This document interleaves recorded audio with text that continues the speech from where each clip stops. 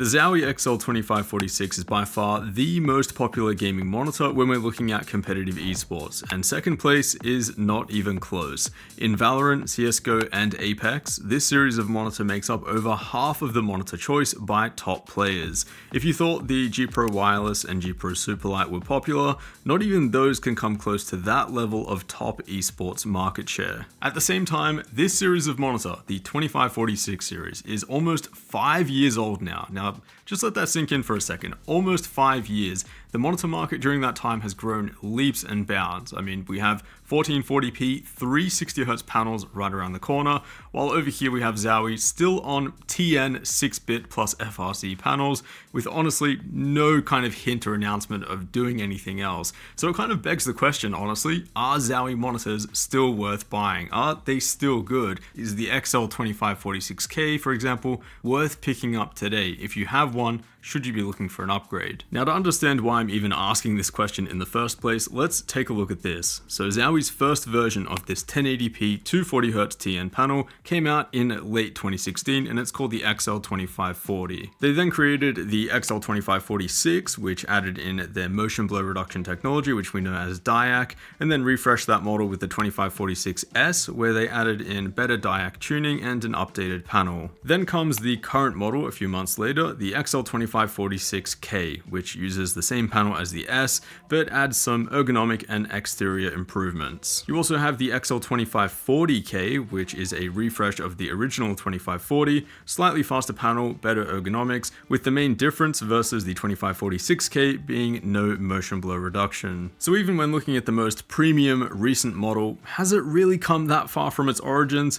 Personally, I don't really think so. It's still a 1080p 240Hz TN panel with 6-bit plus FRC color. And during that time, as I said, the rest of the monitor market has made some really big strides. We have some extremely good 1440p 270Hz options at the moment, and plenty of good IPS 240Hz options with refresh rates right up to 390Hz. Now, if these newer monitors are so much better than the Zowies, then why are the top players, still using this? It's kind of, from a consumer's perspective, maybe a little bit confusing.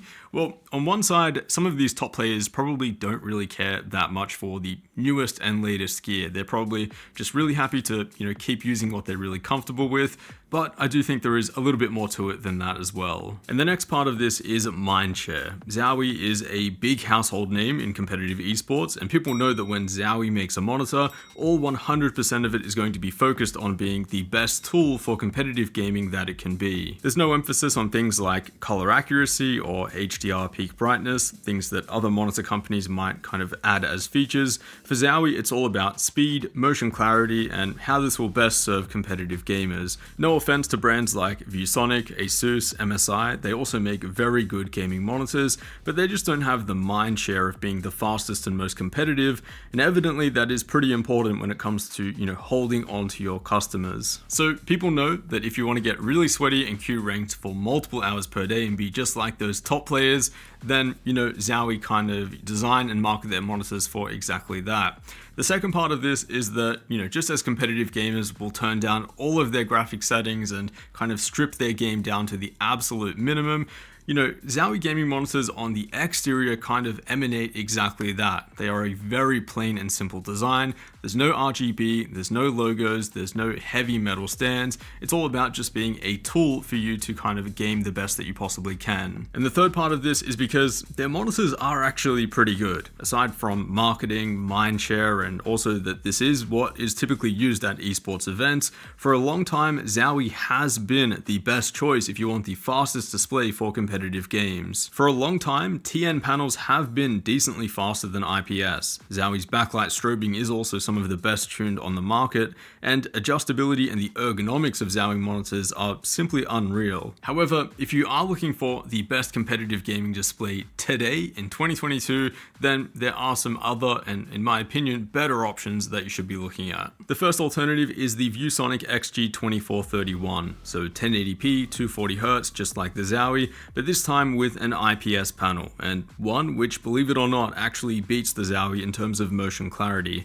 Versus the 2546K, the ViewSonic has no inverse ghosting artifacts at all, and even compared to the Acer Nitro 390Hz, it does have much less ghosting on the falling edge. The most interesting part though is when we turn on backlight strobing, which is, historically Zowie's strong point, but if it wasn't beating the Zowie before, then it definitely is now. The double image effect from the backlight strobing is extremely minimal on the ViewSonic, and the moving image is the clearest result that I've seen apart from an OLED display. The only downside of the ViewSonic in my opinion is the brightness, which, if you have it in the backlight strobing mode, it is a bit dim, but if you typically game at night and only with a few lights on, then I honestly don't think it'll be a problem.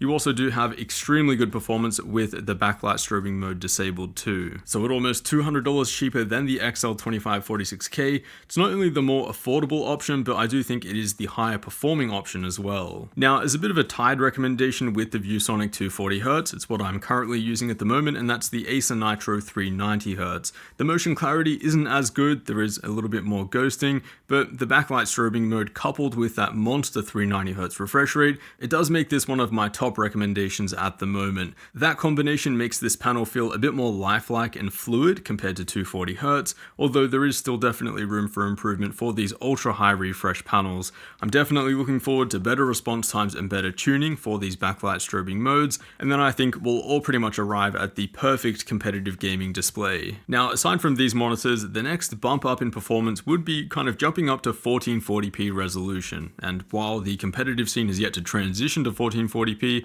I think higher resolutions in general are starting to become a lot more widely adopted. There are currently two 1440p options in fact that can be cranked right up to a whopping 270Hz, one from Acer and one from Asus. I have actually reviewed the Acer Predator and found that both input lag was super low and the motion clarity was extremely competitive, to the point where I would actually recommend using it without backlight strobing. The only catch with these 1440p displays is that you will need a beefy, and I mean really beefy system to render all of those frames. Even with an RTX 3090, I noticed way deeper frame drops compared to what I'm typically getting at 1080p while playing a game like Apex, although easier to run games like Valorant and CS should be no problem. So then, with all of these new super fast panel options out there on the market, any of which Zowie could just yoink and then build it into a new monitor, why haven't they done exactly that?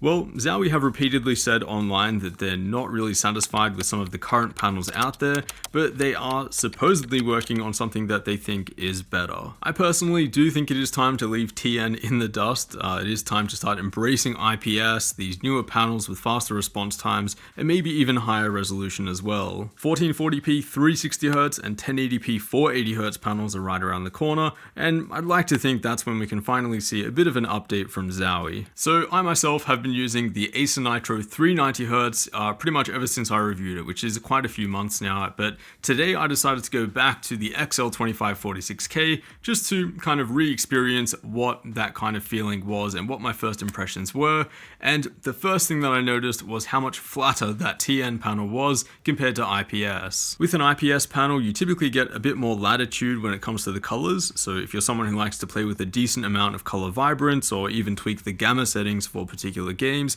you simply have a bit more color information to work with here. Think of it as taking a highly compressed image, which would be the TN panel, and then trying to tweak the colors and the contrast. The colors will eventually start to blob together and give you this crunchy looking mess. Not to mention, the contrast ratio on this panel is not the best, to put it lightly. So although speed is everything, I understand that, I generally do feel like I hit cleaner shots and have better visibility with a deeper looking, more vibrant IPS panel. Then, when it came to re-experiencing 240Hz with DIAC, it was pretty much everything that I remember, and it felt really reassuring that this is a monitor that I've recommended over and over again for competitive games. The image is just super clear, and even high refresh panels like the Acer 390Hz with backlight strobing, they don't feel like a big jump in overall performance. So, Zowie gaming monitors, they're still good. If you have a 2546 series of monitor in particular, I would definitely recommend recommend holding onto it. Even by today's standards, it is a really good display for competitive gaming.